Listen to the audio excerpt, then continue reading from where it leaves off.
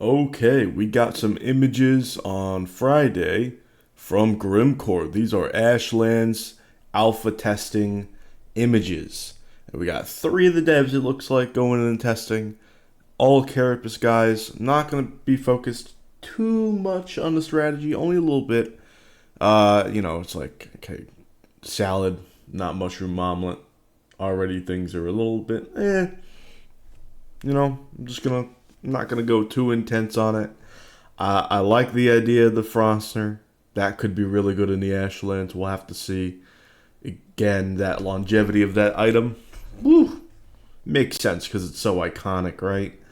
It'd be good to have that mechanically balanced out. You know, Ashlands, undead enemies, skeleton types, probably weak to blunt, maybe weak to frost, almost certainly taking spirit. Frostner, could be pretty great. Could be pretty great. It seemed like during that one teaser image where they showed the meteor rain that the Chard, at least in that alpha example, was really fast, just running straight at them. Which, I mean, enemies that run straight at you, super simple to deal with usually. Just that easy AI to deal with. And especially with the Froster, you could just get an intercepted bonk in, get your middle mouse after that. So smooth. Of course, the knockback means that the enemy will miss their attack on you, just like doing a bonk plus middle mouse combo with the fulling. And, well, you can't really get that second to third hit with the normal move set, so you follow up with the middle mouse, like I said. Phenomenal. Destroys fullings. Keep on middle mousing for starred fullings, but now we have Chard, where that could be excellent for. Or maybe the Mistwalker will be good. I really like that he has the arbalest here, because a lot of vision, a lot of high ground. That means we'll be able to probably dominate things, even if they're kind of resistant to pierce. Get that huge burst damage out in the open. I mean, it is just almost certainly going to be amazing, right? Like, everything would have to have pierce very res for it to not be good. That's how just theoretically good it is, basically. But they said we got to the coast, but at what cost? They're getting destroyed, is what they said. I'd like to think that up on these ruins here, beautiful ruins, maybe there's some mobs that spawn up here. I know that, interestingly enough, there's some mobs that can only spawn in water or a certain amount of water. And some mobs can only spawn up to a certain amount, like up to their waist or what have you. And that makes things interesting because, well, when they get like below waist deep in water, then they get wet. And as soon as they get wet, they take 1.5 times frost and lightning. So that makes things super interesting.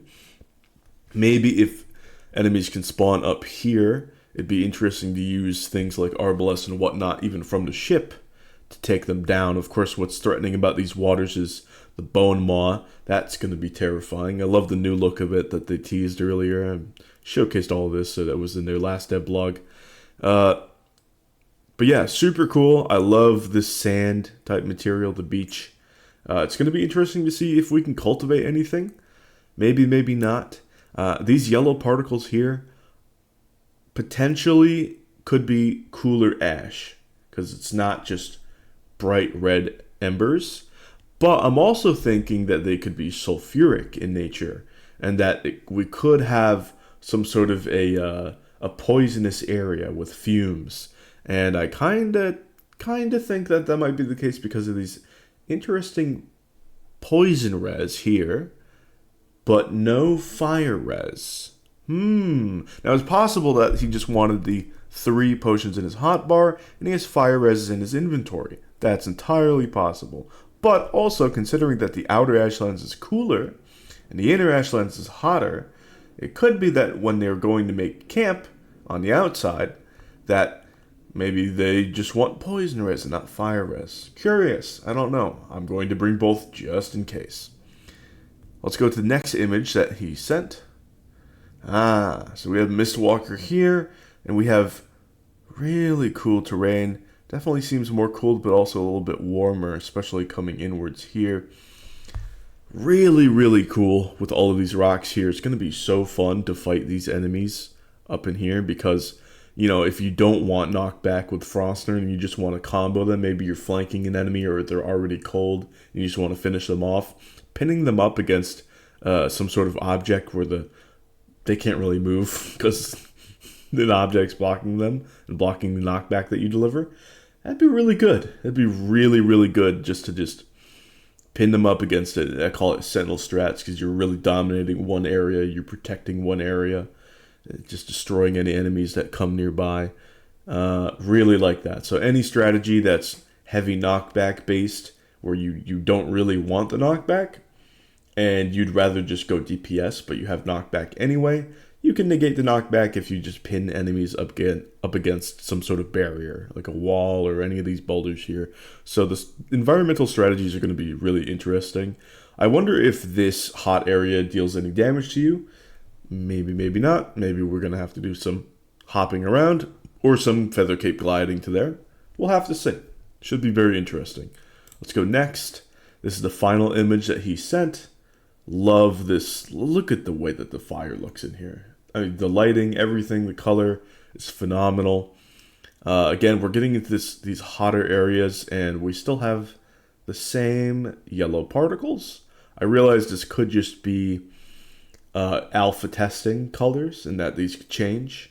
But I also think that we have ash with these gray parts, and that this yellow really could be something sulfuric in nature.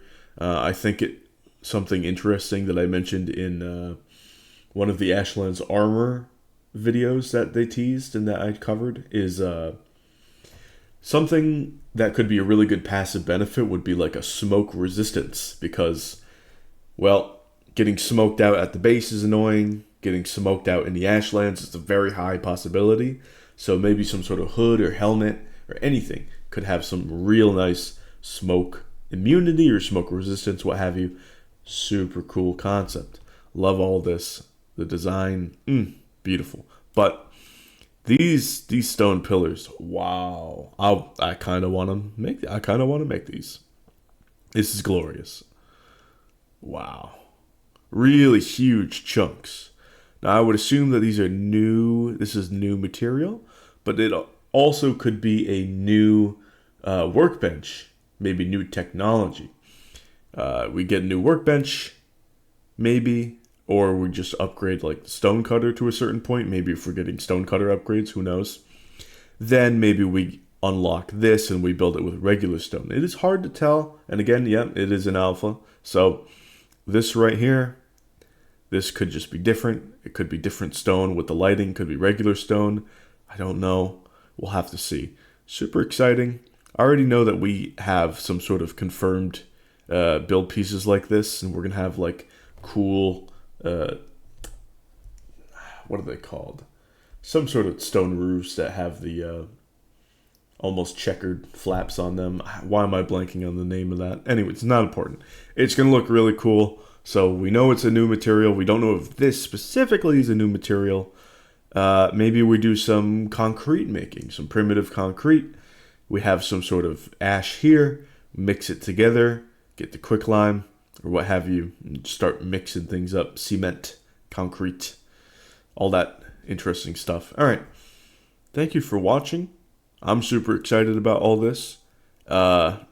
Take the apparent difficulty of the alpha test of our Grimcore with a grain of salt. We got some suboptimal things going on, right? Even though we don't know what's going on, we do know that there's some suboptimal stuff going on. So, more casual side of things. Look, I mean, we got key hints on, right? There's key hints on. So there's, things are limited, all right? All right. Thank you so much for watching, and I'll see you guys some other time. Bye.